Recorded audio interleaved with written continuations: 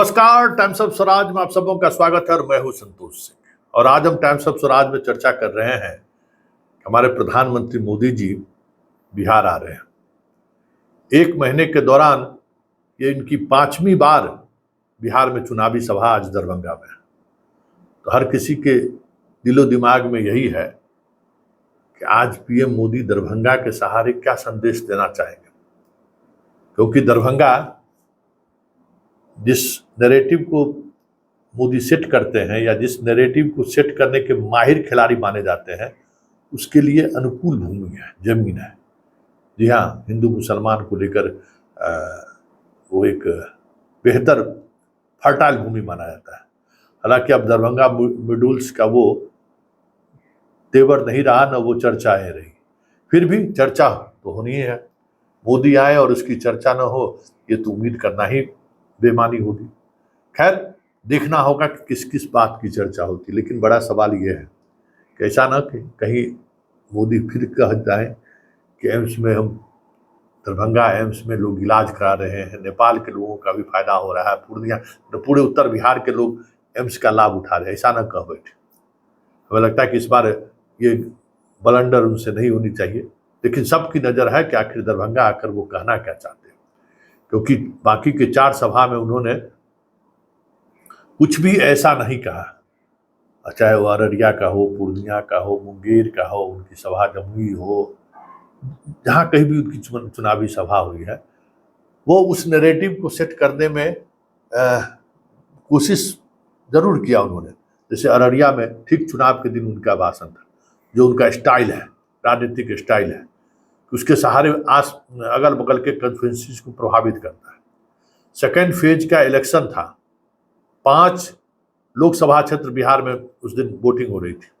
बांका, जमुई तो हो चुका था, बांका, भागलपुर, कटिहार, किशनगंज, पूर्णिया, 5 जगह पे वोटिंग हो रही थी। और ठीक उसके बाजू में अररिया में उनका सभा था। और बड़ी उत्साह भरने की उन्होंने कोशिश की कि वोटिंग परसेंटेज बढ़ाइए, वोटिंग परसेंटेज बढ़ाइए। और ये वही इलाके हैं जिन इलाकों में 2019 में जबरदस्त वोटिंग हुई थी। सबसे ज्यादा वोटिंग सेकेंड फेज में 2019 में हुआ था। लेकिन मोदी के आह्वान के बावजूद भी 11% कम वोटिंग हुई है। तो ये भी एक चर्चा की विषय है कि अब मोदी का वो तेवर नहीं रहा, वो आह्वान का वो अपील नहीं रहा कि लोग घर से बाहर निकल जाए।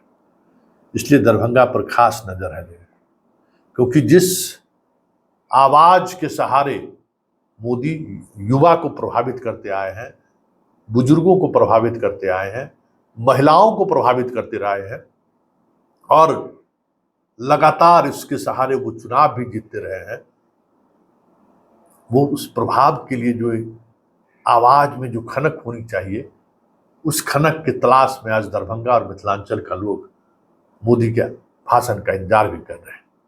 क्योंकि मोदी है तो मुमकिन है। और यही वजह है कि सारे प्रत्याशी लाख इनकम्बेंसी होने के बावजूद भी हर कोई यही चाहत है, यही कोई सोच रहा है कि मोदी आए तो सब कुछ तय है। क्योंकि दरभंगा में भी जो कुछ हो रहा है सहज नहीं है। दरभंगा के साथ 5 कंस्टिट्यूएंसीज हैं। झंझारपुर है, आपको मधुबनी है, दरभंगा है, समस्तीपुर है, मुजफ्फरपुर है, जो सराउंड दरभंगा के चारों तरफ से घिरा हुआ है। कोशिश है उनकी कि 5 लोकसभा क्षेत्र के जो उनके प्रत्याशी हैं उनके लिए वो अपील करेंगे। वैसे देखना ये दिलचस्प होगा कि दरभंगा में वो कौन सा नैरेटिव सेट करते हैं कि वही शहजादे, वही पाकिस्तान, वही भारत, वही लव जिहाद, वही आरक्षण में मुसलमानों को रिजर्वेशन, सिर्फ उन्हीं बातों तक वो सीमित रह जाते हैं। मंगलसूत्र चोरी ले जाएगा, भैंस लेके चला जाएगा, उससे आगे भी वो बढ़ेंगे। देखना है कि दरभंगा के सभा के सहारे, क्योंकि दरभंगा उत्तर बिहार का दिल है, जिसके सहारे बीजेपी की धड़कनें बढ़ेंगी भी और धड़कनें नियंत्रित भी होगी। सब कुछ मोदी के सभा पर निर्भर करता है।